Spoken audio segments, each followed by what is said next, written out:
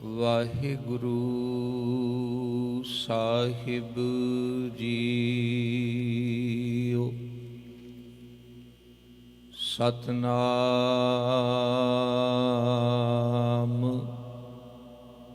ਵਾਹਿਗੁਰੂ ਸਾਹਿਬ JIO.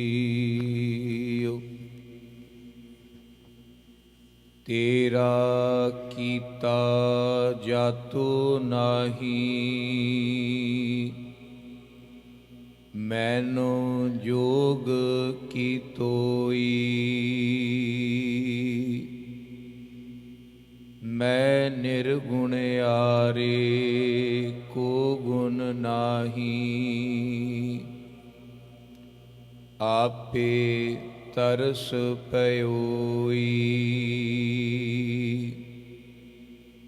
ਤਰਸ ਪਇਆ ਮਿਹਰਾਮਤ ਹੋਈ, ਸਤਿਗੁਰ ਸੱਜਣ ਮਿਲਿਆ।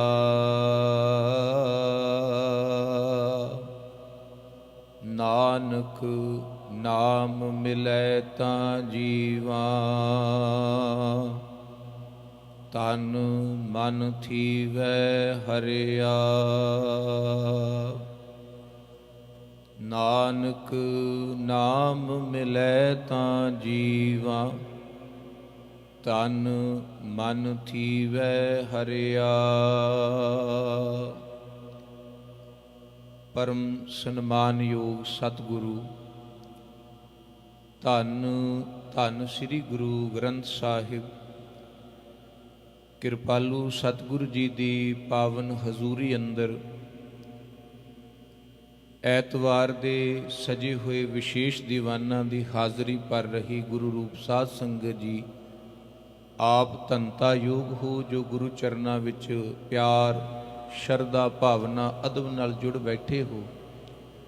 ਬੜੇ ਹੀ ਪਿਆਰ ਦੇ ਨਾਲ ਸਤਿਕਾਰਯੋਗ ਭਾਈ ਓਂਕਾਰ ਸਿੰਘ ਜੀ, ਤਿੰਨਾਂ ਦੇ ਜਥੇ ਪਾਸੋਂ ਆਪ ਜੀ ਨੇ ਗੁਰਬਾਣੀ ਕੀਰਤਨ ਸਰਵਨ ਕੀਤਾ ਹੈ।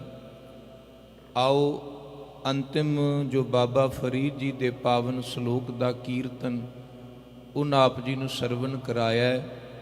ਫਰੀਦਾ ਬੁਰੇ ਦਾ ਭਲਾ ਕਰ, ਗੁੱਸਾ ਮਨ ਨਾ ਹੰਡਾਏ। ਦੇਹੀ ਰੋਗ ਨਾ ਲੱਗਈ, ਪੱਲੇ ਸਭ ਕੁਛ ਪਾਏ। ਯਤਨ ਕਰਾਂਗਾ ਸਤਿਗੁਰੂ ਜੀ ਦੇ ਇਸ ਪਾਵਨ ਪਵਿੱਤਰ ਸ਼ਲੋਕ ਰਾਹੀਂ ਆਪ ਜੀ ਦੇ ਨਾਲ ਸਾਂਝ ਪਾ ਸਕਾਂ। ਕੁਝ ਕਹਿਣ ਤੋਂ ਪਹਿਲਾਂ ਫਤਿਹ ਦੀ ਸਾਂਝ ਕਰੀਏ। ਪਿਆਰ ਸਹਿਤ ਆਖੋ ਜੀ, ਵਾਹਿਗੁਰੂ ਜੀ ਕਾ ਖਾਲਸਾ, ਵਾਹਿਗੁਰੂ ਜੀ ਕੀ ਫਤਿਹ। ਬਾਬਾ ਫਰੀਦ ਜੀ ਨੇ ਇਸ ਪਾਵਨ ਸ਼ਲੋਕ ਅੰਦਰ ਬੜੀ ਸ਼ੁੱਧ ਪੰਜਾਬੀ ਵਰਤੀ ਹੈ। ਵੈਸੇ ਤਾਂ ਸਾਰੇ ਬਚਨ ਹੀ ਬਾਬਾ ਜੀ ਦੇ ਮੁਲਤਾਨ ਦੇ ਰਹਿਣ ਵਾਲੇ ਮੁਲਤਾਨੀ ਭਾਸ਼ਾ ਜ਼ਿਆਦੀ ਵਰਤੋਂ ਵਿੱਚ ਲਿਆਇਆ, ਪਰ ਇੱਕ ਸ਼ਬਦ ਗੌਰ ਕਰਨ ਵਾਲਾ ਹੰਡਾਏ, ਹੰਡਾਉਣਾ। ਇਹ ਬਹੁਤ ਪੁਰਾਣਾ ਸਾਡਾ ਸ਼ਬਦ ਹੈ। ਹੰਡਾਉਣ ਦਾ ਅਰਥ ਬਸਤਰ ਨਾਲ ਜਾਂ ਕੋਈ ਵਸਤੂ ਨੂੰ ਲੰਮਾ ਸਮਾਂ ਆਪਣੇ ਨਾਲ ਰੱਖਣਾ, ਉਹਨੂੰ ਹੰਡਾਉਣਾ ਕਿਹਾ ਜਾਂਦਾ। ਬਹੁਤ ਲੰਮਾ ਸਮਾਂ ਕੋਈ ਬਸਤਰ ਪਾ ਲੈਣਾ ਤੇ ਬੰਦਾ ਕਹਿੰਦਾ ਵੀ ਮੈਂ ਕਈ ਸਾਲ ਇਹ ਕੱਪੜਾ ਹੰਡਾਇਆ, ਭਾਵ ਉਹਨੂੰ ਵਰਤਿਆ, ਉਹਨੂੰ ਆਪਣੇ ਤਨ ਤੇ ਧਾਰਨ ਕਰਕੇ ਰੱਖਿਆ। ਕੋਈ ਜੁੱਤੀ ਪਾ ਲੈਣੀ ਤੇ ਮਨੁੱਖ ਆਖਦਾ ਸੀ ਵੀ ਮੈਂ ਬਹੁਤ ਸਾਲ ਇਸ ਜੁੱਤੀ ਨੂੰ ਹੰਡਾਇਆ ਹੈ, ਭਾਵ ਬਹੁਤ ਲੰਮਾ ਸਮਾਂ ਜਿਸ ਚੀਜ਼ ਨੂੰ ਆਪਣੇ ਨਾਲ ਰੱਖਣਾ ਉਹਨੂੰ ਹੰਡਾਣਾ ਕਹਿੰਦੇ ਨੇ। ਤੇ ਬਾਬਾ ਫਰੀਦ ਜੀ ਨੇ ਇਹ ਸ਼ਬਦ ਗੁੱਸੇ ਲਈ ਵਰਤਿਆ। ਉਹ ਜਾਣਦੇ ਨੇ ਕਿ ਮਨੁੱਖੀ ਭਾਵਨਾਵਾਂ ਵਿੱਚ ਇਹ ਚੀਜ਼ਾਂ ਰੋਜ਼ ਆਉਂਦੀਆਂ ਨੇ, ਆਉਂਦੀਆਂ ਰਹਿਣੀਆਂ, ਕੁਦਰਤ ਨੇ, ਸੁਭਾਵਿਕ ਨੇ, ਇਹਨਾਂ ਨੂੰ ਰੋਕਿਆ ਨਹੀਂ ਜਾ ਸਕਦਾ। ਪਰ ਕੀ ਕੀਤਾ ਜਾ ਸਕਦਾ ਹੈ? ਇਹਨਾਂ ਨੂੰ ਮਨੁੱਖ ਹੰਡਾਏ ਨਾ, ਲੰਮਾ ਸਮਾਂ ਧਾਰਨ ਨਾ ਕਰੇ। ਫਰੀਦਾ ਬੁਰੇ ਦਾ ਭਲਾ ਕਰ, ਪਹਿਲਾਂ ਇਹ ਭਾਵਨਾ ਬਣਾਣੀ, ਇਹ ਬਿਰਤੀ ਬਣਾਣੀ ਵੀ ਮੈਂ ਬੁਰੇ ਦਾ ਹੀ ਭਲਾ ਕਰਨਾ। ਤਿੰਨ ਤਰ੍ਹਾਂ ਦੇ ਲੋਕ ਸੰਸਾਰ ਵਿੱਚ ਜ਼ਿਆਦਾਤਰ ਮਿਲਦੇ ਨੇ। ਇੱਕ ਉਹ ਨੇ ਜਿਹੜੇ ਭਲਿਆਂ ਨਾਲ ਭਲਾ ਕਰਦੇ ਨੇ, ਇਨਸਾਨੀ ਮਨੁੱਖ, ਵਪਾਰ ਕਰਨ ਵਾਲੀ ਬਿਰਤੀ ਕਹਿ ਲਈਏ, ਇਨਸਾਨੀ ਬਿਰਤੀ ਕਹਿ ਲਈਏ। ਇਨਸਾਨੀਅਤ ਦੇ ਨਾਤੇ ਬੰਦਾ ਆਖਦਾ ਵੀ ਇਹਨੇ ਮੇਰਾ ਭਲਾ ਕੀਤਾ, ਮੈਂ ਇਹਦਾ ਭਲਾ ਕਰਨਾ। ਭਲੇ ਨਾਲ ਭਲਾ ਕਰਨ ਵਾਲਾ, ਬੁਰੇ ਨਾਲ ਬੁਰਾ ਕਰਨ ਵਾਲਾ, ਇਹ ਇਨਸਾਨੀ ਬਿਰਤੀ ਹੈ, ਮਨੁੱਖੀ ਬਿਰਤੀ ਹੈ, ਵਪਾਰੀ ਕਰਨ ਦੀ ਬਿਰਤੀ ਹੈ। ਪਰ ਗੁਰੂ ਸਾਹਿਬ ਸੱਚੇ ਪਾਤਸ਼ਾਹ ਜੀ ਕਹਿੰਦੇ ਇੱਕ ਧਰਮ ਦੀ ਬਿਰਤੀ ਹੈ, ਗੁਰਮੁਖਤਾਈ ਵਾਲੀ ਬਿਰਤੀ ਹੈ। ਕਿ ਬੁਰੇ ਦੇ ਨਾਲ ਵੀ ਭਲਾ ਕਰਨਾ। ਜੇ ਕੋਈ ਤੁਹਾਡਾ ਬੁਰਾ ਕਰਦਾ ਉਹਦੇ ਨਾਲ ਵੀ ਉਹਦਾ ਭਲਾ ਕਰਨਾ, ਤੇ ਇਹਦੇ ਨਾਲ ਸਮਝੋ ਤੁਹਾਡੇ ਅੰਦਰ ਧਰਮ ਜਿਹੜਾ ਉਹ ਪੈਦਾ ਹੋਣਾ ਸ਼ੁਰੂ ਹੋ ਜਾਏਗਾ। ਧਰਮ ਅਸਲ ਵਿੱਚ ਕੀ ਹੈ? ਅਸੀਂ ਜ਼ਿਆਦਾਤਰ ਜਦੋਂ ਕੋਈ ਧਰਮ ਦੇ ਚਿੰਨ੍ਹ ਧਾਰਨ ਕਰ ਲੈਂਦੇ ਹਾਂ, ਸੋਚਦੇ ਹਾਂ ਵੀ ਫਲਾਣਾ ਹਿੰਦੂ ਬਣ ਗਿਆ ਉਹਨੇ ਜਨੇਊ ਧਾਰਨ ਕਰ ਲਿਆ, ਫਲਾਣਾ ਸਿੱਖ ਬਣ ਗਿਆ ਉਹਨੇ ਕਕਾਰ ਧਾਰਨ ਕਰ ਲਏ, ਫਲਾਣਾ ਮੁਸਲਮਾਨ ਬਣ ਗਿਆ ਉਹਨੇ ਸੁੰਨਤ ਕਰ ਲਈ।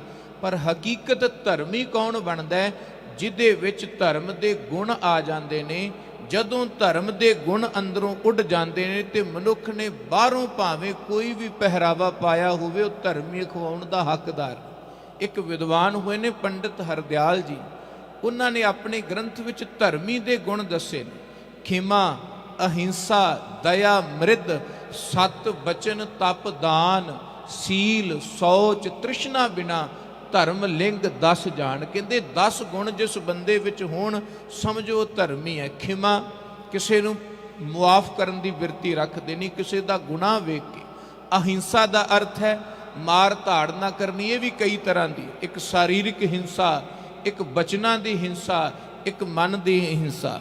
ਸਰੀਰ ਦੀ ਹਿੰਸਾ ਵੀ ਸਰੀਰ ਨਾਲ ਕਿਸੇ ਨੂੰ ਚੋਟ ਪਹੁੰਚਾਣੀ, ਬਚਨਾਂ ਦੀ ਹਿੰਸਾ ਕਿ ਮਾੜਾ ਬੋਲ ਕੇ ਕਿਸੇ ਦਾ ਮਨ ਦੁਖਾ ਦੇਣਾ, ਤੇ ਕਰਮ ਦੀ ਅੰਦਰ ਮਨ ਦੀ ਹਿੰਸਾ ਵੀ ਮਨ ਕਰਕੇ ਕਿਸੇ ਦਾ ਬੁਰਾ ਚਿੱਤ ਵੀ ਜਾਣਾ। ਇਸ ਕਰਕੇ ਬਾਣੀ ਵਿੱਚ 3 ਸ਼ਬਦ ਲਗਾਤਾਰ ਬਹੁਤ ਥਾਵਾਂ ਤੇ ਮਿਲਣਗੇ ਆਪ ਜੀ ਨੂੰ। ਮਨ, ਬਚ, ਕਰਮ ਜਿਨ ਜਾਣਿਆ। ਮਨ, ਬਚ, ਕਰਮ ਤਿੰਨਾਂ ਨੂੰ ਇੱਕ ਲੈ ਵਿੱਚ ਰੱਖ ਕੇ ਹੀ ਮਨੁੱਖ ਧਰਮੀ ਹੋ ਸਕਦਾ। ਜੇ ਮਨ ਵਿੱਚ ਕੁਝ ਹੋਰ ਹੈ, ਬਚਨਾਂ ਵਿੱਚ ਕੁਝ ਹੋਰ ਹੈ ਤੇ ਕਰਮ ਵਿੱਚ ਕੁਝ ਹੋਰ ਹੈ, ਉਹ ਮਨੁੱਖ ਧਰਮੀ ਨਹੀਂ ਬਣ ਸਕਦਾ। ਧਰਮੀ ਦੀਆਂ ਇਹ ਤਿੰਨੇ ਚੀਜ਼ਾਂ ਇੱਕ ਸੁਰ ਹੋ ਜਾਂਦੀਆਂ ਮਨ, ਬਚ, ਕਰਮ ਕਰਕੇ। ਤਾਂ ਹੀ ਆਨੰਦ ਆਉਂਦਾ ਨਾ ਜਿਹੜੀਆਂ ਤਿੰਨੇ ਚੀਜ਼ਾਂ ਇੱਕ ਸੁਰ ਹੋ ਜਾਣ। ਆਪ ਜੀ ਨੇ ਕੀਰਤਨ ਹੁਣੇ ਸਰਵਨ ਕੀਤਾ। ਭਾਈ ਸਾਹਿਬ ਮੁੱਖ ਰੂਪ ਵਿੱਚ ਆਗੂ ਹੋ ਕਰਕੇ ਕੀਰਤਨ ਕਰਦੇ ਨੇ, ਸਾਈਡ ਵਾਲੇ ਉਹਨਾਂ ਦੇ ਨਾਲ ਸੁਰ ਮਿਲਾਉਂਦੇ ਨੇ, ਤਬਲੇ ਵਾਲਾ ਨਾਲ ਤਾਲ ਮਿਲਾਉਂਦਾ। ਤਿੰਨਾਂ ਦੀ ਇੱਕ ਸੁਰ ਹੋਵੇ ਤੇ ਫਿਰ ਕੀਰਤਨ ਦਾ ਆਨੰਦ ਆਉਂਦਾ ਹੈ। ਜੇ ਤਬਲੇ ਵਾਲੇ ਦਾ ਤਾਲ ਕੁਝ ਹੋਰ ਵੱਜੇ, ਮੁੱਖ ਰਾਗੀ ਦਾ ਸੁਰ ਕਿਤੇ ਹੋਰ ਜਾਵੇ, ਸਾਈਡ ਵਾਲਾ ਕਿਤੇ ਹੋਰ ਭਟਕਦਾ ਹੋਵੇ, ਸਾਨੂੰ ਵੀ ਕੀਰਤਨ ਸਰਵਣ ਕਰਨ ਦਾ ਰਸ ਨਹੀਂ ਆਉਣਾ ਤੇ ਸੁਣਾਉਣ ਵਾਲੇ ਨੂੰ ਵੀ ਕੀਰਤਨ ਦਾ ਰਸ ਨਹੀਂ ਆਉਣਾ। ਜਦੋਂ ਤਿੰਨੇ ਇੱਕ ਸੁਰ ਹੋ ਜਾਣਗੇ, ਲੈ ਬੱਧ ਹੋ ਜਾਣਗੇ, ਉਹ ਆਪ ਮੁਹਾਰੇ ਹੀ ਕੀਰਤਨ ਜਿਹੜਾ ਹੈ ਆਨੰਦ ਦੇਣ ਲੱਗ ਜਾਂਦਾ ਹੈ। ਇਸੇ ਤਰ੍ਹਾਂ ਜੀਵਨ ਦੇ ਅੰਦਰ ਇਹ ਸਾਡੇ ਮੁੱਖ 3 ਕਾਰਜ ਨੇ। ਮਨ ਕਰਕੇ ਅਸੀਂ ਵਿਚਰਦੇ ਹਾਂ, ਬਚਨਾਂ ਕਰਕੇ ਵਿਚਰਦੇ ਹਾਂ ਤੇ ਕਰਮਾਂ ਕਰਕੇ ਸੰਸਾਰ ਵਿੱਚ ਰਹਿੰਦੇ ਹਾਂ। ਪਰ ਕਿਤੇ ਵੀ ਸਾਡਾ ਜ਼ਿਆਦਾਤਰ ਚਿੰਨੇ ਚੀਜ਼ਾਂ ਇੱਕ ਲੈ ਨਹੀਂ ਹੁੰਦੀ। ਮਨ ਕਿਤੇ ਭਟਕਦਾ ਹੈ ਜਾਂ ਕੁਝ ਹੋਰ ਚਿਤਵਦਾ ਹੈ, ਮੁੱਖ ਤੋਂ ਅਸੀਂ ਕੁਝ ਹੋਰ ਆਖਦੇ ਹੁੰਨੇ ਆ ਤੇ ਕਰਮ ਅਸੀਂ ਕੁਝ ਹੋਰ ਕਰਦੇ ਹੁੰਨੇ ਆ। ਤੇ ਉਹ ਪੰਡਤ ਜੀ ਕਹਿੰਦੇ ਖਿਮਾ, ਅਹਿੰਸਾ, ਦਇਆ, ਮ੍ਰਿਦ। ਦਇਆ ਹੋਣੀ ਚਾਹੀਦੀ ਹੈ, ਮ੍ਰਿਦ ਬਚਨ ਹੋਣੇ ਚਾਹੀਦੇ ਨੇ, ਸੀਲ ਸੰਜਮ ਜੀਵਨ ਹੋਣਾ ਚਾਹੀਦਾ ਹੈ, ਸੀਲ ਸੋਚ ਤ੍ਰਿਸ਼ਨਾ ਬਿਨਾ ਧਰਮ ਲਿੰਗ 10 ਜਾਨ। ਇਹ ਧਰਮ ਦੇ 10 ਲਿੰਗ ਨੇ। ਜੋ ਮੈਂ ਕਹਿਣਾ ਚਾਹਨਾ, ਧਰਮ ਪੈਦਾ ਕਿਵੇਂ ਹੁੰਦਾ? ਉਪਜੈ ਧਰਮ ਵਾਕ ਸਤ ਅਤ ਕਰ, ਦਇਆ ਦਾਨ ਤੇ ਧਰਮ ਵਧੈ ਨਿਤ। ਅਸਥਿਤ ਧਰਮ ਖਿਮਾ ਕੈ ਸੰਗਾ, ਧਰਮ ਕ੍ਰੋਧ ਕਰ ਹੋਤ ਵਿਭੰਗਾ।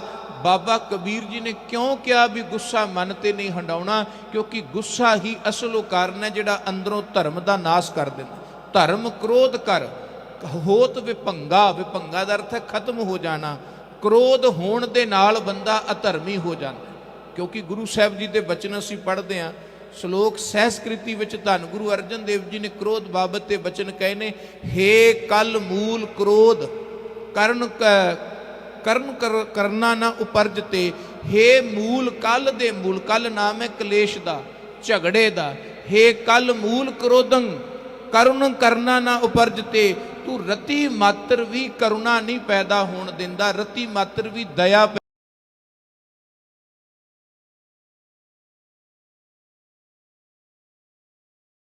ਨਹੀਂ ਹੋਣ ਦਿੰਦਾ।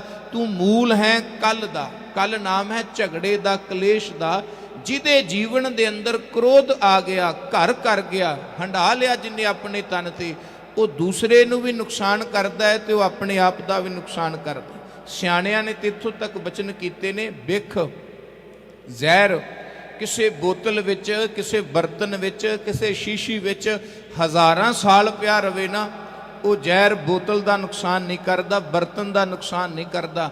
ਜਦੋਂ ਦੂਸਰੇ ਕਿਸੇ ਮਨੁੱਖ ਦੇ ਤਨ ਵਿੱਚ, ਕਿਸੇ ਸਰੀਰ ਵਿੱਚ ਜਾਂਦਾ ਹੈ ਤੇ ਜ਼ਹਿਰ ਜਿਹੜਾ ਉਸ ਕਾਇਆ ਦਾ ਨਾਸ਼ ਕਰ ਦਿੰਦਾ ਹੈ। ਪਰ ਕਹਿੰਦੇ ਕ੍ਰੋਧ ਐਸਾ ਵਿਖ ਹੈ ਜਿਸ ਭਾਂਡੇ ਵਿੱਚ ਰਹਿੰਦਾ ਹੈ, ਪਰ ਜਿਹਨੂੰ ਆਇਆ ਉਸ ਭਾਂਡੇ ਦਾ ਵੀ ਨਾਸ਼ ਕਰ ਦਿੰਦਾ ਹੈ, ਤੇ ਜਿਹਦੇ ਉੱਤੇ ਅਸੀਂ ਆਪਣਾ ਕ੍ਰੋਧ ਨਾਜ਼ਲ ਕਰਦੇ ਹਾਂ ਉਸ ਜੀਵ ਦਾ ਵੀ ਨੁਕਸਾਨ ਹੋ ਜਾਂਦਾ, ਉਹਦਾ ਨੁਕਸਾਨ ਵੀ ਹੋ ਜਾਂਦਾ ਹੈ। ਕ੍ਰੋਧ ਇਤਨੀ ਬੁਰੀ ਚੀਜ਼ ਹੈ, ਇੰਨਾ ਮਾੜਾ ਹੈ। ਇਸ ਕਰਕੇ ਬਾਬਾ ਫਰੀਦ ਜੀ ਕਹਿੰਦੇ, ਫਰੀਦਾ ਬੁਰੇ ਦਾ ਭਲਾ ਕਰ। ਤੇਰੀ ਬਿਰਤੀ ਧਰਮੀ ਹੋਣੀ ਚਾਹੀਦੀ ਹੈ, ਸਾਧਤਾਈ ਵਾਲੀ ਤੇਰੀ ਬਿਰਤੀ ਹੋਣੀ ਚਾਹੀਦੀ ਹੈ।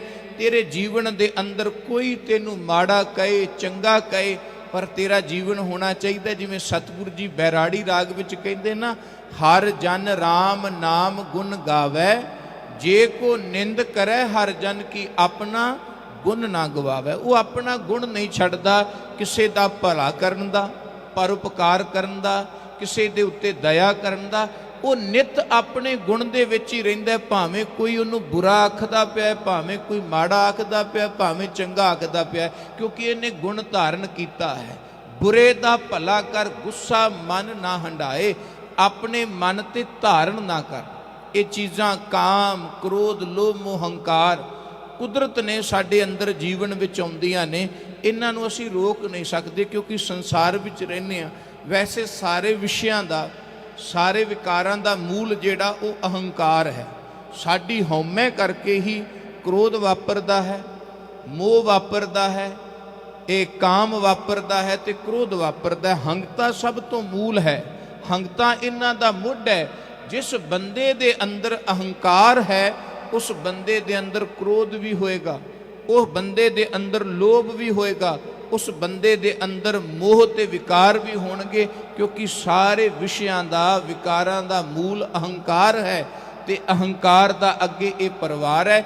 ਇਸ ਕਰਕੇ ਬਾਬਾ ਜੀ ਕਹਿੰਦੇ, ਜੇ ਇਹ ਵਿਸ਼ੇ ਤੇਰੇ ਜੀਵਨ ਵਿੱਚ ਆਉਣਗੇ ਇਹਨਾਂ ਤੋਂ ਤੂੰ ਛੁੱਟ ਨਹੀਂ ਸਕਦਾ। ਪਰ ਜੇ ਆਪਣੇ ਤਨ ਤੇ ਇਹਨਾਂ ਨੂੰ ਹੰਡਾਣਾ ਸ਼ੁਰੂ ਕਰ ਦਿੱਤਾ, ਭਾਵ ਕ੍ਰੋਧ ਆਇਆ ਤੇ ਉਹਨੂੰ ਪਾਲਣਾ ਸ਼ੁਰੂ ਕਰ ਦਿੱਤਾ, ਤੇ ਤੇਰੇ ਜੀਵਨ ਦਾ ਨਾਸ ਹੈ। ਕਾਮ ਦਾ ਫੁਰਨਾ ਆਇਆ ਤੇ ਉਹਨੂੰ ਪਾਲਣਾ ਸ਼ੁਰੂ ਕਰ ਦਿੱਤਾ ਤੇ ਤੇਰੇ ਜੀਵਨ ਦਾ ਨਾਸ ਹੈ। ਫੁਰਨੇ ਆਉਣਗੇ ਪਰ ਗੁਰੂ ਦੀ ਬਾਣੀ ਦੇ ਸਦਕਾ ਤੂੰ ਉਹਨਾਂ ਨੂੰ ਹੰਡਾਣਾ ਨਹੀਂ, ਗੁਰੂ ਸ਼ਬਦ ਦੀ ਟੇਕ ਲੈ ਕਰਕੇ ਉਹਨਾਂ ਨੂੰ ਆਪਣੇ ਜੀਵਨ ਤੋਂ ਦੂਰ ਕਰ ਦੇਣਾ, ਉਹਨਾਂ ਨੂੰ ਆਪਣੇ ਜੀਵਨ ਵਿੱਚੋਂ ਕੱਢ ਦੇਣਾ। ਵਾਰ-ਵਾਰ ਇਹਨਾਂ ਨੇ ਆਉਣਾ, ਕਿਉਂਕਿ ਇਹਨਾਂ ਦਾ ਆਪਣਾ ਪ੍ਰਭਾਵ ਹੈ। ਜਿਸ ਸੰਸਾਰ ਵਿੱਚ ਅਸੀਂ ਵਿਚਰਦੇ ਹਾਂ ਇਹਨਾਂ ਦੀ ਭਰਮਾਰ ਹੈ, ਇਹਨਾਂ ਦੀ ਬਦੌਲਤ ਇਹ ਸੰਸਾਰ ਜਗਤ ਚੱਲ ਰਿਹਾ ਹੈ। ਪਰ ਬਾਬਾ ਜੀ ਗੁਰੂ ਕੀ ਬਾਣੀ, ਸਤਿਗੁਰ ਦੇ ਬਚਨ ਆਖਦੇ ਵੀ ਇਹ ਉਹ ਸ਼ਕਤੀਆਂ ਨੇ, ਜੇ ਮੂਰਖ ਦੇ ਹੱਥ ਆ ਜਾਣ ਤੇ ਮੂਰਖ ਸੰਸਾਰ ਦਾ ਨਾਸ਼ ਕਰ ਦੇ, ਤੇ ਜੇ ਸਿਆਣੇ ਦੇ ਹੱਥ ਆ ਜਾਣ ਤੇ ਇਹਨਾਂ ਸ਼ਕਤੀਆਂ ਨਾਲ ਮਨੁੱਖ ਸੰਸਾਰ ਦੀ ਸਿਰਜਣਾ ਕਰ ਦੇ। ਕਾਮ ਬੜੀ ਵੱਡੀ ਸ਼ਕਤੀ ਹੈ।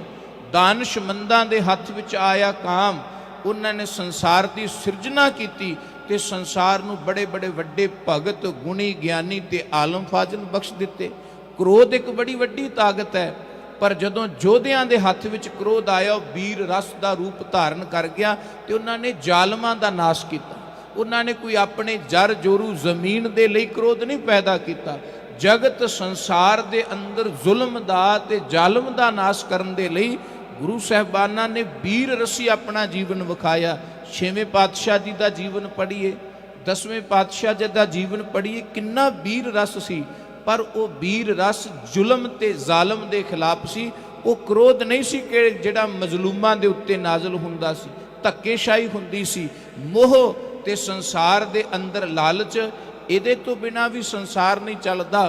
ਪਰ ਜੇ ਗੁਰਮੁਖ ਲੋਭੀ ਹੋਏਗਾ ਤੇ ਗੁਰਮੁਖ ਦਾ ਲੋਭ ਹੋਏਗਾ ਭਲੇ ਕੰਮਾਂ ਦੇ ਲਈ।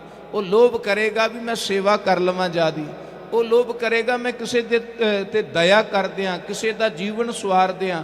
ਮਨਮੁਖ ਦਾ ਲੋਭ ਬੁਰਾਈਆਂ ਵਾਲੇ ਪਾਸੇ ਪ੍ਰੇਰਦਾ ਬੰਦੇ ਨੂੰ, ਤੇ ਗੁਰਮੁਖ ਦੇ ਇਹ ਵਿਸ਼ੇ ਜਿਹੜੇ ਨੇ ਉਹ ਭਲੇ ਪਾਸੇ ਉਹਨੂੰ ਤੋਰਦੇ ਨੇ। ਉਹਦਾ ਲਾਲਚ ਵੀ ਹੋਏਗਾ ਤੇ ਚੰਗੇ ਕੰਮ ਦੇ ਲਈ। ਉਹ ਬਿਲੰਬ ਕਰੇਗਾ ਮਾੜਿਆਂ ਲਈ ਤੇ ਦੇਰੀ ਨਹੀਂ ਕਰੇਗਾ ਚੰਗੇ ਦੇ ਲਈ। ਧਰਮੀ ਦਾ ਹੀ ਲੱਛਣ ਹੈ, ਨਹਿ ਬਿਲੰਬ ਧਰਮੰ ਬਿਲੰਬ ਪਾਪੰ ਦ੍ਰਿੜੰਤ ਨਾਮੰ ਤਜੰਤ ਲੋਭੰ ਸਰਨ ਸੰਤੰ ਕਿਲਬਿਖ ਨਾਸੰ ਪ੍ਰਾਪਤੰ ਧਰਮ ਲਖਿਆ ਨਾ। ਜਿਹੜੀ ਧਰਮ ਦੀ ਗੱਲ ਆਪਾਂ ਪਹਿਲਾਂ ਕੀਤੀ ਕਿ ਧਰਮ ਪ੍ਰਾਪਤ ਕਿਵੇਂ ਹੁੰਦਾ ਹੈ, ਕੋਈ ਚਿੰਨ੍ਹ ਧਾਰਨ ਕਰਕੇ ਧਰਮ ਪ੍ਰਾਪਤ ਨਹੀਂ ਹੁੰਦਾ। ਧਰਮ ਪ੍ਰਾਪਤ ਹੁੰਦਾ ਗੁਣਾਂ ਨੂੰ ਧਾਰਨ ਕਰਕੇ। ਜਦੋਂ ਗੁਣ ਜੀਵਨ ਦੇ ਵਿੱਚ ਆ ਗਏ, ਖਿਮਾ, ਅਹਿੰਸਾ, ਦਇਆ, ਮ੍ਰਿਦ, ਸਤ, ਬਚਨ, ਤਪਤਾਨ, ਸੀਲ, ਸੋਚ, ਤ੍ਰਿਸ਼ਨਾ ਬਿਨਾ ਧਰਮ ਲਿੰਗ ਦਸ ਜਾਣ। ਕਹਿੰਦੇ ਧਰਮੀ ਦਾ ਗੁਣ ਹੈ ਨਹਿ ਬਿਲੰਬ ਧਰਮੰ ਬਿਲੰਬ ਪਾਪੰਗ। ਬਿਲੰਬ ਦਾ ਅਰਥ ਹੁੰਦਾ ਦੇਰ ਕਰਨੀ। ਉਹ ਚੰਗੇ ਕੰਮਾਂ ਵਿੱਚ ਕਦੀ ਦੇਰੀ ਨਹੀਂ ਕਰਦਾ, ਸਦਾ ਉਹਨਾਂ ਕੰਮਾਂ ਵਿੱਚ ਦੇਰੀ ਕਰਦਾ ਜਿਨ੍ਹਾਂ ਵਿੱਚ ਉਹਨੂੰ ਦੱਸਦਾ ਹੋਵੇ ਵੀ ਇਹ ਅਧਰਮ ਦਾ ਕੰਮ ਹੈ, ਇਹ ਬੁਰਾ ਕੰਮ ਹੈ। ਇਹ ਧਰਮੀ ਦਾ ਗੁਣ ਹੈ। ਤੇ ਅਧਰਮੀ ਦਾ ਗੁਣ ਕੀ ਹੈ? ਉਹ ਧਰਮ ਦੇ ਕੰਮਾਂ ਨੂੰ ਦੇਰੀ ਵਿੱਚ ਕਰਦਾ ਹੈ ਤੇ ਅਧਰਮ ਦੇ ਕੰਮ ਪਹਿਲ ਦੇ ਆਧਾਰ ਤੇ ਕਰਦਾ ਹੈ। ਉਹ ਅਧਰਮੀ ਪਹਿਲਾਂ ਬਣ ਜਾਂਦਾ ਹੈ। ਨਹਿ ਬਿਲੰਬ ਧਰਮੰ ਬਿਲੰਬ ਪਾਪੰ ਦ੍ਰਿੜੰਤ ਨਾਮੰ। ਨਾਮ ਨੂੰ ਸਦਾ ਦ੍ਰਿੜ ਰੱਖਦਾ, ਪਰਮੇਸ਼ਵਰ ਦੇ ਨਾਮ ਨੂੰ। ਸਰਨ ਸੰਤੰ ਕਿਲਬਿਖ ਨਾਸੰ। ਰੱਬ ਦੇ ਪਿਆਰਿਆਂ ਦੇ ਗੁਰਮੁਖਾਂ ਦੀ ਸੰਗਤ ਦੇ ਵਿੱਚ ਰਹਿੰਦਾ ਹੈ ਤੇ ਆਪਣੇ ਸਾਰੇ ਪਾਪ ਮਿਟਾ ਲੈਂਦਾ। ਪ੍ਰਾਪਤੰ ਧਰਮ ਲਖਨ ਹੈ। ਬਾਬਾ ਜੀ ਕਹਿੰਦੇ ਇਹ ਧਰਮੀ ਦੇ ਲੱਛਣ ਨੇ, ਧਰਮ ਪ੍ਰਾਪਤ ਕਰਨ ਦੇ ਲੱਛਣ ਨੇ।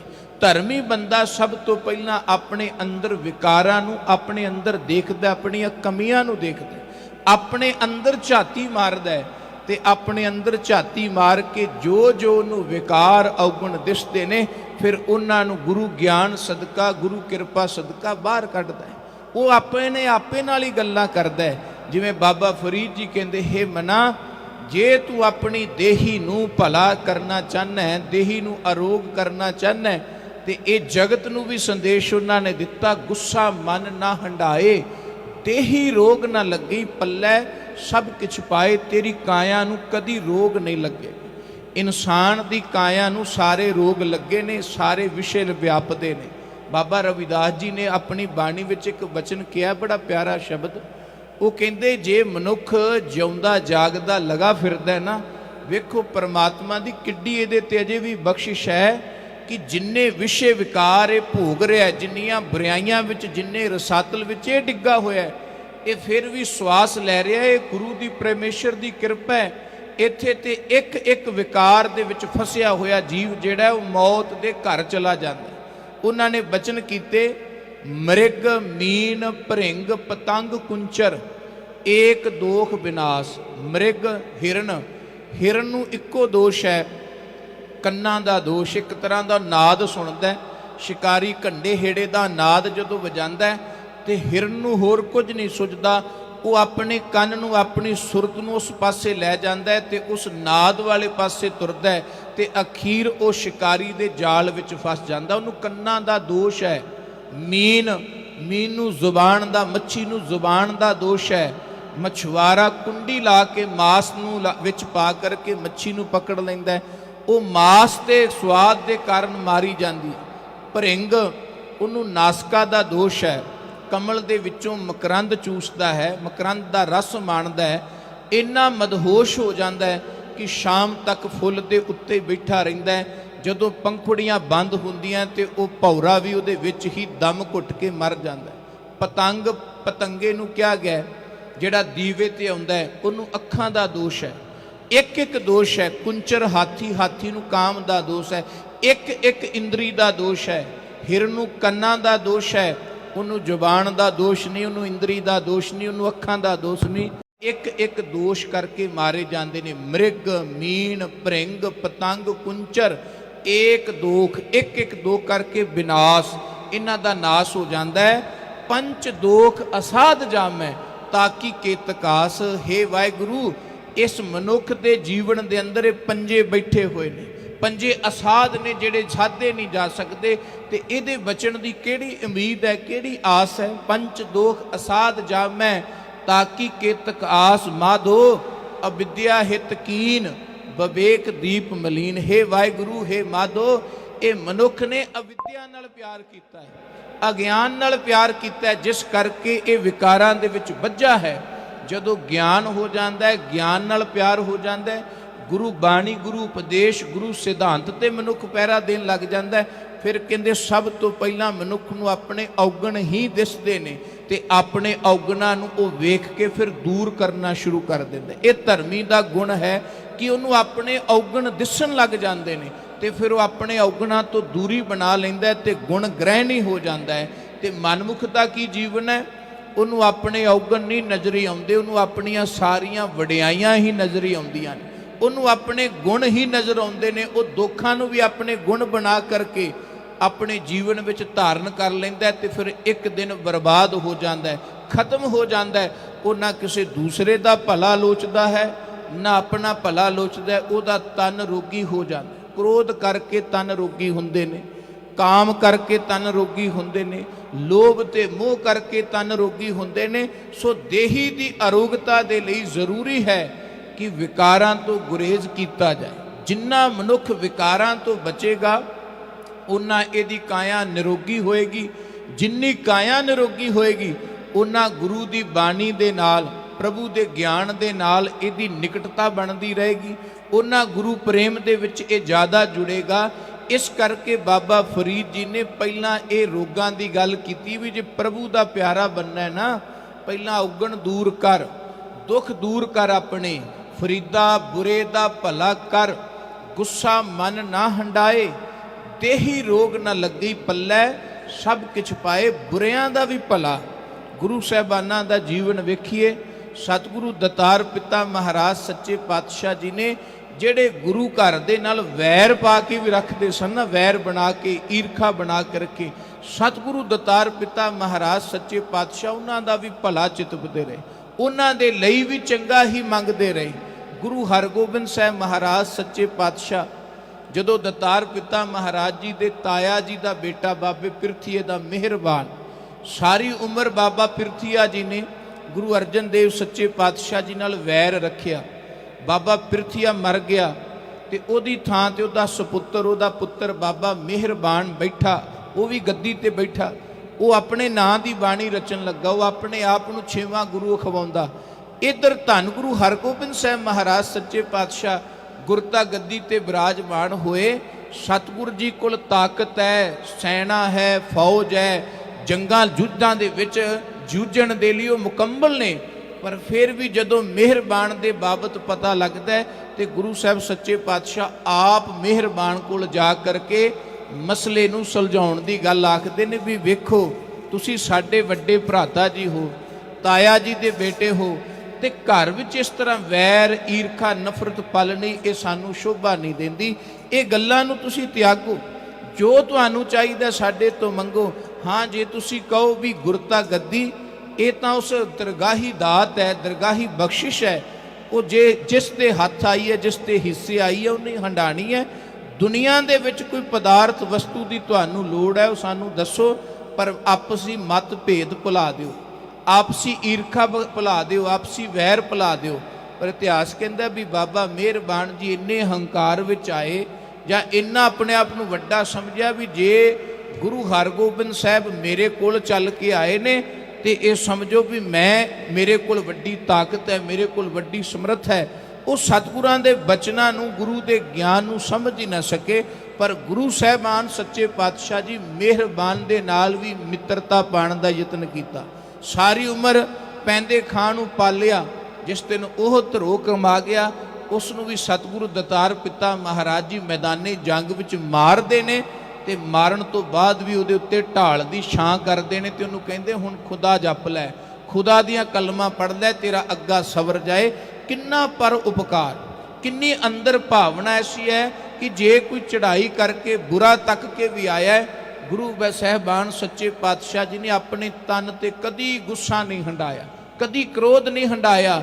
6ਵੇਂ ਪਾਤਸ਼ਾਹ ਲਈ ਤਾਂ ਇਹ ਵੀ ਬਚਨ ਮਿਲਦੇ ਨੇ ਕਿ ਸਤਿਗੁਰੂ ਜੀ ਜਿਸ ਵੀ ਜੰਗ ਤੇ ਚੜ੍ਹੇ, ਜਿਵੇਂ ਯੋਧਿਆਂ ਦੀਆਂ ਅੱਖਾਂ ਲਾਲ ਹੋ ਜਾਂਦੀਆਂ, ਉਹਨਾਂ ਦੀਆਂ ਭਵਾਂ ਚੜ੍ਹ ਜਾਂਦੀਆਂ ਨੇ, ਮੁਖ ਤੇ ਤਿਉੜੀਆਂ ਆ ਜਾਂਦੀਆਂ, ਪਰ ਇਤਿਹਾਸਕਾਰ ਕਹਿੰਦੇ ਨੇ ਗੁਰੂ ਹਰਗੋਬਿੰਦ ਸਾਹਿਬ ਮਹਾਰਾਜ ਸੱਚੇ ਪਾਤਸ਼ਾਹ ਜੀ ਦਾ ਚਿਹਰਾ ਮੈਦਾਨੇ ਜੰਗ ਵਿੱਚ ਵੀ ਸਤਿਗੁਰੂ ਜੀ ਮੁਸਕਰਾਉਂਦੇ ਰਹਿੰਦੇ ਸਨ। ਇਉਂ ਜੰਗ ਲੜਦੇ ਜਿਵੇਂ ਕੋਈ ਇੱਕ ਖੇਡ ਕਰਦਾ ਹੁੰਦਾ, ਜਿਵੇਂ ਗੱਤਕਾ ਖੇਡਣ ਵਾਲਾ ਖੇਡਦਾ ਹੈ ਨਾ, ਜਿਵੇਂ ਕਿਸੇ ਤਰ੍ਹਾਂ ਦੇ ਨਾਲ ਕਲਾ ਕਰਦਾ, ਇਸ ਤਰ੍ਹਾਂ ਸਤਿਗੁਰੂ ਦਤਾਰ ਪਿਤਾ ਮਹਾਰਾਜ ਜੀ ਮੁਸਕਰਾਉਂਦੇ ਹੋਏ, ਭਾਵ ਕੋਈ ਵਿਕਾਰ ਉਹਨਾਂ ਨੂੰ ਛੂਹ ਨਹੀਂ ਸੀ ਸਕਦਾ। ਇਸ ਕਰਕੇ ਕਾਇਆ ਵੀ ਨਿਰੋਗੀ ਸੀ। ਕਿੰਨੀ ਤਾਕਤ, ਕਿੰਨੀ ਚੜ੍ਹਦੀ ਕਲਾ। ਸੋ ਬਾਬਾ ਫਰੀਦ ਜੀ ਦਾ ਇਹ ਪਾਵਨ ਵਚਨ ਉਪਦੇਸ਼ ਦਿੰਦਾ ਹੈ, ਸਿੱਖਿਆ ਦਿੰਦਾ ਹੈ ਕਿ ਜੇ ਇਹ ਕਾਇਆ ਨੂੰ ਨਿਰੋਗੀ ਰੱਖਣਾ ਹੈ ਨਾ ਬਾਹਰ ਦੇ ਇਲਾਜਾਂ ਤੋਂ ਪਹਿਲਾਂ ਅੰਦਰ ਦਾ ਇਲਾਜ ਕਰਨਾ ਪਏਗਾ। ਜਿਹੜੇ ਅੰਦਰ ਵਿਕਾਰ ਘਰ ਘਰ ਬੈਠੇ ਨੇ, ਇਹ ਕਾਮ, ਕ੍ਰੋਧ, ਲੋਭ, ਮੋਹ, ਹੰਕਾਰ ਸਭ ਤੋਂ ਜ਼ਿਆਦਾ ਸਾਡੇ ਤਨ ਨੂੰ ਤੇ ਸਾਡੇ ਮਨ ਨੂੰ ਇਹ ਰੋਗੀ ਕਰਦੇ ਨੇ। ਮਨ ਸਵਸਥ ਹੋਏਗਾ ਜੇ ਇਹਨਾਂ ਵਿਕਾਰੀ ਔਗਣਾਂ ਦੀ ਥਾਂ ਤੇ ਗੁਣ ਅੰਦਰ ਆ ਜਾਣਗੇ, ਫਿਰ ਤਨ ਵੀ ਆਪਣੇ ਆਪ ਅਰੋਗੀ ਹੋ ਜਾਏਗਾ। ਬਾਬਾ ਫਰੀਦ ਜੀ ਦਾ ਇਹ ਪਾਵਨ ਸ਼ਲੋਕ ਹੀ ਸਿੱਖਿਆ ਦਿੰਦਾ, ਫਰੀਦਾ ਬੁਰੇ ਦਾ ਭਲਾ ਕਰ। ਸਾਡੇ ਨਾਲ ਜੇ ਕੋਈ ਬੁਰਾ ਵੀ ਕਰਦਾ ਹੈ ਤੇ ਉਸ ਬੁਰਾ ਕਰਨ ਵਾਲੇ ਨਾਲ ਵੀ ਅਸੀਂ ਭਲਾ ਕਰੀਏ। ਗੁੱਸਾ ਮਨ ਨਾ ਹੰਡਾਏ, ਆਪਣੇ ਮਨ ਤੇ ਧਾਰਨ ਨਾ ਕਰੀ। ਲੰਮਾ ਸਮਾਂ ਆਪਣੇ ਨਾਲ ਗੁੱਸੇ ਨੂੰ ਲੈ ਕੇ ਨਾ ਚੱਲੀਏ। ਜੇ ਕੋਈ ਸਾਨੂੰ ਬੁਰਾ ਕਹਿ ਦਿੰਦਾ, ਕਈ ਸਾਲ ਸਾਨੂੰ ਉਹ ਵਾਰਤਾ ਨਹੀਂ ਭੁੱਲਦੀ ਤੇ ਚੰਗੀ ਭੁੱਲ ਜਾਂਦੀ। ਇੱਕ ਸਾਖੀ ਕਹਿ ਕੇ ਛੋਟੀ ਜੀ ਮੈਂ ਸਮਾਪਤੀ ਕਰਾਂ। 6ਵੇਂ ਪਾਤਸ਼ਾਹ ਜੀ ਦਾ ਇੱਕ ਸਿੱਖ ਹੋਇਆ ਭਾਈ ਸੁਥਰਾ। ਬੜੀਆਂ ਸੋਹਣੀਆਂ ਸੋਹਣੀਆਂ ਉਹਨਾਂ ਦੇ ਜੀਵਨ ਵਿੱਚ ਘਟਨਾਵਾਂ ਨੇ ਸਮਝਾਉਣ ਲਈ ਕਿ ਮਾੜੀ ਗੱਲ ਨੂੰ ਬੰਦਾ ਸਾਰੀ ਉਮਰ ਨਹੀਂ ਛੱਡਦਾ ਤੇ ਚੰਗੀ ਪੱਲੇ ਨਹੀਂ ਬਣਦਾ। ਭਾਈ ਸੁਥਰਾ ਜੀ ਨੇ ਇੱਕ ਦਿਨ ਗੁਰੂ ਕੇ ਰਾਗੀ ਸਿੰਘ ਕੀਰਤਨ ਪਏ ਕਰਦੇ ਸਨ ਗੁਰੂ ਕੇ ਦਰਬਾਰ ਦੇ ਅੰਦਰ। ਭਾਈ ਸੁਥਰਾ ਕੋਲ ਆ ਕੇ ਬੈਠਾ ਤੇ ਆ ਕਰਕੇ ਉੱਚੀ ਉੱਚੀ ਬੋਲ ਕੇ ਉਹਨਾਂ ਨੂੰ ਬੁਰਾ ਭਲਾ, ਇਤਿਹਾਸ ਕਹਿੰਦਾ ਵੀ ਗਾਲਾਂ ਕੱਢ ਕੇ ਤੁਰ ਗਿਆ ਭਾਈ ਸੁਥਰਾ। ਉਹ ਗੁਰੂ ਕੇ ਰਾਗੀ ਸਿੰਘ, ਉਹਨਾਂ ਨੇ ਬਾਣੀ ਸਮਾਪਤ ਕੀਤੀ। ਜੋ ਕੀਰਤਨ ਕੀਤਾ ਸਮਾਂ ਸਮਾਪਤ ਹੋਇਆ ਤੇ 6ਵੇਂ ਪਾਤਸ਼ਾਹ ਕੋਲ ਜਾ ਕੇ ਸ਼ਿਕਾਇਤ ਕੀਤੀ ਕਿ ਭਾਈ ਸੁਥਰੇ ਨੇ ਸਾਨੂੰ ਅੱਜ ਗੁਰੂ ਦਰਬਾਰ ਵਿੱਚ ਲੱਗੇ ਹੋਏ ਦਰਬਾਰ ਵਿੱਚ ਮੰਦਾ ਬੋਲਿਆ। ਸਤਿਗੁਰਾਂ ਨੇ ਭਾਈ ਸੁਥਰੇ ਨੂੰ ਬੁਲਾ ਲਿਆ, ਕਿਹਾ ਵੀ ਤੂੰ ਇਹਨਾਂ ਨੂੰ ਮਾੜਾ ਬੋਲਿਆ? ਕਹਿਣ ਲੱਗਾ ਜੀ ਮੈਨੂੰ ਤਾਂ ਪਤਾ ਨਹੀਂ ਕਦੋਂ ਦੀ ਗੱਲ ਹੈ, ਸਮਝਾਉਣਾ ਸੀ, ਉਹ ਐਸੀਆਂ ਗੱਲਾਂ ਹੀ ਕਰਦੇ ਸੀ। ਕਹਿੰਦੇ ਵੀ ਸਤਿਗੁਰੂ ਜੀ ਮੈਨੂੰ ਨਹੀਂ ਪਤਾ ਕਦੋਂ। ਉਹ ਸਿੱਖ ਕਹਿਣ ਲੱਗੇ ਵੀ ਅਸੀਂ ਕੀਰਤਨ ਪਏ ਕਰਦੇ ਸਨ, ਉਸ ਵਕਤ ਇਹ ਸਿੱਖ ਆਇਆ, ਸਾਨੂੰ ਬੁਰਾ ਬੋਲਿਆ, ਆ ਇਹਨੇ ਮੰਦੇ ਸ਼ਬਦ ਕਹੇ ਨੇ। ਤੇ ਭਾਈ ਸੁਥਰਾ ਜੀ ਕਹਿਣ ਲੱਗਾ ਸਤਿਗੁਰੂ ਜੀ ਮੈਂ ਮੰਨ ਜਾਗਾ ਜੇ ਇਹ ਦੱਸਦੇ ਨੇ ਵੀ ਉਸ ਸਮੇਂ ਕਿਹੜੇ ਸ਼ਬਦ ਦਾ ਕੀਰਤਨ ਕਰ ਰਹੇ ਸਨ ਤੇ ਮੈਂ ਮੰਨ ਜਾਗਾ ਵੀ ਮੇਰੀ ਗਲਤੀ ਹੈ। ਉਹਨਾਂ ਨੂੰ ਇਹ ਨਹੀਂ ਸੀ ਪਤਾ ਕਿ ਅਸੀਂ ਕਿਹੜਾ ਸ਼ਬਦ ਉਦੋਂ ਪੜ੍ਹ ਰਹੇ ਸਾਂ। ਇਹ ਪਤਾ ਲੱਗ ਗਿਆ ਵੀ ਕਿਹੜੀਆਂ ਕਿਹੜੀਆਂ ਗਾਲਾਂ ਭਾਈ ਸੁਥਰੇ ਨੇ ਕੱਢੀਆਂ। ਕਹਿਣ ਤੋਂ ਭਾਵ ਇਹ ਹੈ ਸਾਨੂੰ ਕੋਈ ਬੁਰਾ ਬੋਲ ਜੇ, ਮਾੜਾ ਕਹਿ ਜੇ, ਸਾਰੀ ਉਮਰ ਆਪਣੇ ਮਨ ਦੇ ਅੰਦਰੋਂ ਅਸੀਂ ਉਹ ਗੰਢ ਨੂੰ ਨਹੀਂ ਤੋੜਦੇ, ਉਹ ਵਲ ਨਹੀਂ ਤੋੜਦੇ ਵੀ ਇਹਨੇ ਇਸ ਵੇਲੇ ਇਸ ਸਮੇਂ ਮੈਨੂੰ ਆ ਆਖਿਆ ਸੀ। ਤੇ ਕਿਸੇ ਦਾ ਚੰਗਾ ਕਿਸੇ ਦਾ ਭਲਾ ਅਸੀਂ ਇੱਕ ਖਿੰਨ ਵਿੱਚ ਭੁਲਾ ਦਿੰਦੇ ਹਾਂ। ਕੋਈ ਪਰਉਪਕਾਰ ਕਰਦੇ ਅਗਲੇ ਦਿਨ ਹੀ ਅਸੀਂ ਭੁੱਲ ਜਾਂਦੇ ਹਾਂ, ਤੇ ਕੋਈ ਸਾਡਾ ਬੁਰਾ ਕਰਦੇ ਅਸੀਂ ਸਦੀਆਂ ਤੱਕ ਉਹਨੂੰ ਯਾਦ ਰੱਖਦੇ ਹਾਂ, ਪੀੜ੍ਹੀਆਂ ਤੱਕ ਬੰਦਾ ਵੈਰ ਪਾਲੀ ਰੱਖਦਾ ਹੈ। ਸੋ ਗੁਰੂ ਸਾਹਿਬ ਕਹਿੰਦੇ ਇਹ ਰੋਗੀ ਹੈ, ਅਰੋਗ ਰਹਿਣ ਦੀ ਜੁਗਤ ਨਹੀਂ, ਅਰੋਗੀ ਰਹਿਣਾ ਹੈ। ਤੇ ਬੁਰੇ ਦਾ ਭਲਾ ਕਰ, ਗੁੱਸਾ ਮਨ ਨਾ ਹੰਡਾਏ, ਦੇਹੀ ਰੋਗ ਨਾ ਲੱਗਈ, ਪੱਲੇ ਸਭ ਕੁਝ ਪਾਏ। ਸਾਰਾ ਕੁਝ ਤੇਰੇ ਪੱਲੇ ਵਿੱਚ, ਤੇਰੇ ਜੀਵਨ ਵਿੱਚ ਆ ਜਾਏਗਾ। ਸੁੱਖ, ਸਕੂਨ, ਆਰਾਮ, ਜੋ ਕੁਝ ਤੂੰ ਭਾਲਦਾ ਹੈ। ਪਰ ਇਹ ਬੁਰੇ ਵਿਕਾਰਾਂ ਨੂੰ ਆਪਣੇ ਜੀਵਨ ਵਿੱਚ ਹੰਡਾ ਨਾ। ਗੁਰੂ ਕਿਰਪਾ ਕਰੇ ਸਾਨੂੰ ਸਾਰਿਆਂ ਨੂੰ ਆਪਣੇ ਦਰੋਂ ਕਰੋ। ਨਾਮ ਦੀ ਦਾਤ